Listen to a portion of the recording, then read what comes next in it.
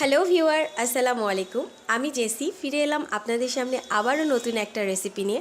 আমার আজকের রেসিপি দারুণ স্বাদের আম দুধের পুডিং। এটা খুবই সহজ এবং খুব সহজেই এটা তৈরি করা যায়। চলুন দেখে নিই এর পুরো প্রস্তুত প্রণালীটি।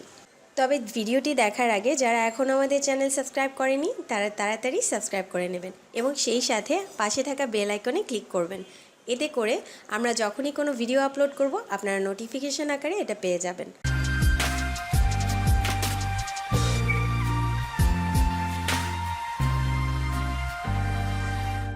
প্রথমে আমি আম দুধের পুডিংয়ের জন্য দুধের লেয়ারের পুডিংয়ের মিশ্রণটা তৈরি করে নেব। এখানে আমি নিয়েছি 1.5 কাপ পরিমাণ ঘন লিকুইড দুধ। এখানে দিয়ে দিব 2 টেবিল চামচ কনডেন্স মিল্ক।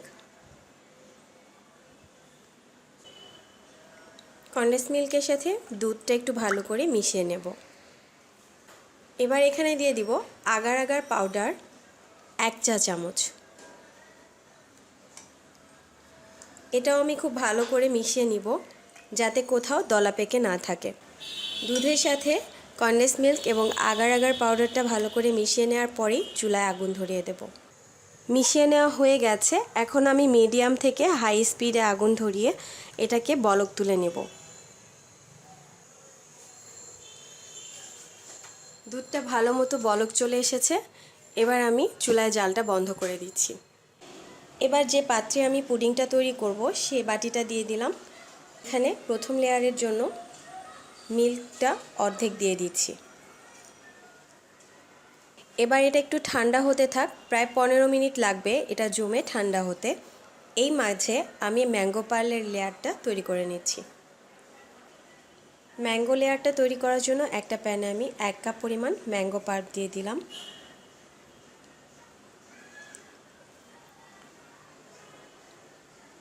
হাফ কাপ চিনি।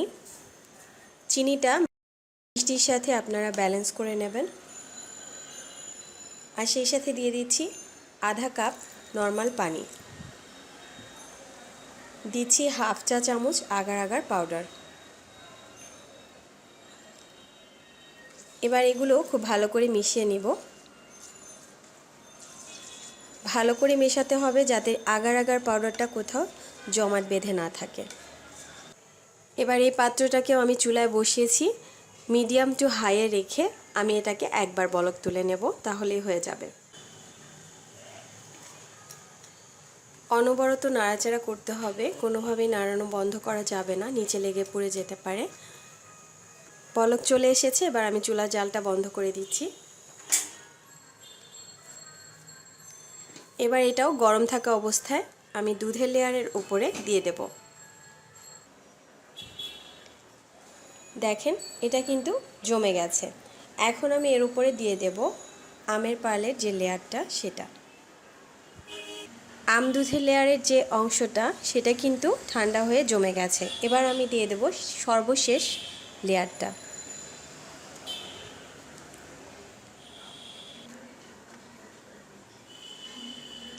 এবার এই লেয়ারটা দেওয়ার পরে 15 মিনিট আমি নর্মাল টেম্পারেচারে রেখে 1 ঘন্টার জন্য ফ্রিজে রেখে দিব ঠান্ডা হতে। 1 ঘন্টা পরে ফিরে আসছি। 1 ঘন্টা পর পুডিংটা আমি ফ্রিজ থেকে বের করে নিয়েছি। পুরোপুরি জমে গেছে এবং সুন্দরভাবে ঠান্ডা হয়ে গেছে। এবার একটা নাইফ দিয়ে আমি চারপাশটা সুন্দর করে ছাড়িয়ে নিচ্ছি যাতে ইজিলি প্লেটে বের হয়ে আসে।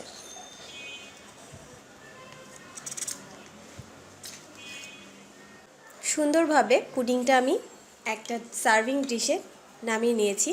এবার আমি পুডিংটা একটু কেটে দেখাচ্ছি।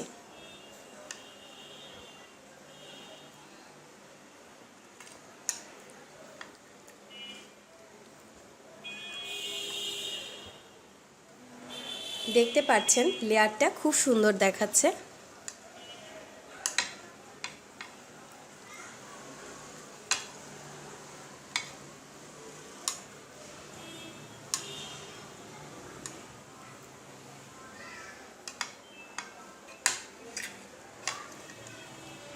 তৈরি হয়ে গেল দারুণ স্বাদের আম দুধের পুডিং। অবশ্যই বাসায় ট্রাই করবেন এবং কমেন্টসে জানাবেন কেমন হলো। আশা করছি আপনাদের কাছে আমার এই ডেজার্ট আইটেমটি ভালো লেগেছে। ভালো লেগে থাকলে বেশি বেশি করে আমার রেসিপিগুলো শেয়ার করবেন। আমি জেসি ফিরে আসবো আবারও নতুন কোনো রেসিপি নিয়ে। আপনারা ভালো থাকবেন, সুস্থ থাকবেন। আল্লাহ হাফেজ।